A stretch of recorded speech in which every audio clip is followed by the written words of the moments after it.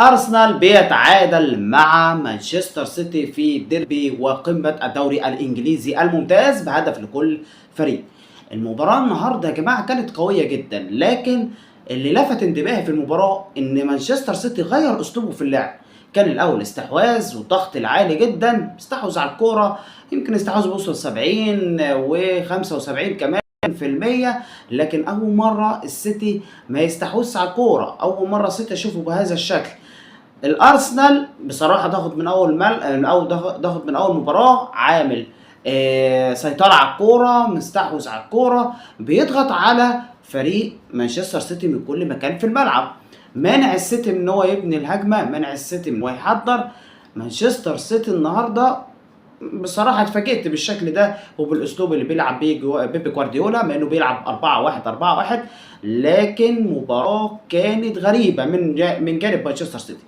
ارسنال النهارده بيحاول يلعب على الاطراف، على الجوانب، سواء الجانب الايمن او الجانب الايسر، علشان يهرب من البريس العالي والضغط العالي بتاع مانشستر سيتي. فما كانش ناجح في التكتيك ده. ليه ما كانش ناجح في الاسلوب ده والشكل ده؟ لان عناصر مانشستر سيتي كانت بتضغط بقوه على الاطراف، فعشان كده ارسنال مش قادر ان هو يخترق الاطراف، او مش قادر ان هو يطلع من الطرف او من الجنب بالكوره، فكانت صعبه عليه جدا المهمه. مانشستر سيتي لان احرز هدف عن طريق ايرلينج هالاند، انطلاقه خياليه، حط هدف رائع. المباراة اتغيرت تماما، اسلوب السيتي اتغير تماما، ما بقاش يضغط زي الاول، بدأ يتراجع. السيتي مستحيل يا جوارديولا يا جوارديولا ان السيتي يلعب بالشكل ده. السيتي ما بيلعبش بالشكل ده ابدا. السيتي طول عمره استحواذ، طول عمره، او انت يا جوارديولا استحواذ، ما شفتكش خالص. من النادر جدا ان السيتي يلعب دفاع. السيتي يلعب دفاع. الشوط الثاني ارسنال نزل بقوه خارقه، هجوم بصراحه من كل مكان، ان السيتي خلاص بدا يتراجع ويلعب الهجمه المرتده ويعتمد على سرعه هالاند والارتداد في الهجمه المرتده ودوكو وبرناردو سيلفا. لكن التكتيك ده مش نافع يا جماعه مع السيتي. السيتي مش بتاع كده، السيتي بتاع استحواذ من سنين، والسيتي بتاع استحواذ، وجوارديولا مش مدرب دفاعي، مدرب هجومي بحت. فلما تشوفه بالشكل ده بصراحه مش نافع. ارسنال نجح ليه في اللعب من على الاطراف في الشوط الثاني؟ لان ارسنال او عناصر مانشستر سيتي ما بقتش تضغط زي الاول من على الاطراف ومن الجوانب، من الجنب، سواء اليمين او الشمال.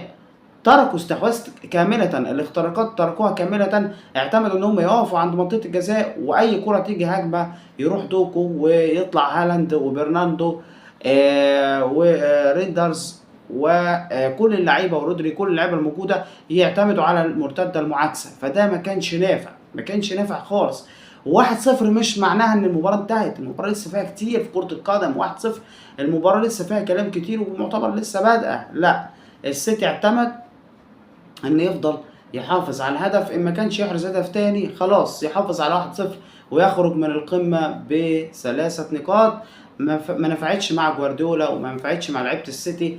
خطف مارتينيلي هدف في وقت قاتل صعب في التعويض، وضيع نقطتين من مانشستر سيتي بسبب افتكاسات وتأليف بصراحة جوارديولا في التكتيك بتاع مانشستر سيتي في هذه المباراة. ارسنال يستحق التعادل، لان ارسنال بصراحه الشوط الثاني افضل بكتير وضغط رهيب، ودونا روما انقذ مانشستر سيتي من خساره. كان ممكن دونا روما لو مش في حالته كان هدف تاني وهدف تالت، كان الارسنال حمل او شايل او عمل سكور على فريق مانشستر سيتي. نجم المباراه الاول هو جون لويجي دونا روما. تالق لافت للانتباه وتالق غير عادي، تسبب في تعادل فريقه، وان فريقه يحصل على نقطتين، ما يفقدش طبعا الثلاثه نقاط. مانشستر سيتي للاسف محتاج شغل في التدريب، ومحتاج يعود تاني للاستحواذ والضغط العالي، ويعود او يرجع كما كان السيتي او مانشستر سيتي اللي احنا نعرفه. ارسنال فريق كبير يستحق الاحترام، وكانت مباراه قويه جدا بين الفريقين.